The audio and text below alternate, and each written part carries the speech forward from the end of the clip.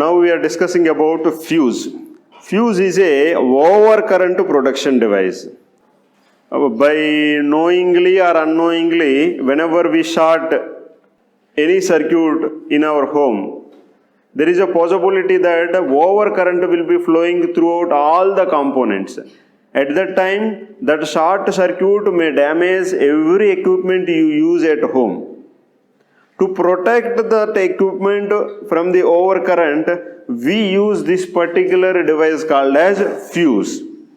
The main intention of using the fuse is to protect the equipment from the overcurrent. In the electronics also, to protect the equipment from the overcurrent, we use the fuse. The circuit symbol of a fuse is this. We take a short piece of metal wire, either it is a copper or a nickel or aluminum, because they have very low melting points. When overcurrent flows through this fuse, this short piece of copper wire will be automatically melted. Why this copper piece is melting? Because of the high current. When the high current flowing through the circuit, this copper wire will be automatically melted and it opens the circuit and protects our equipment. This is the action of a fuse. When the fuse overcurrent flows through the fuse, it will be disconnecting the circuit.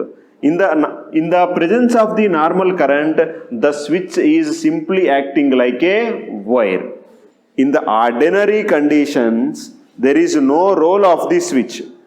When the overcurrent comes, the fuse will be melted and it protects the entire circuit by acting like a open switch. Now it is acting like a open switch.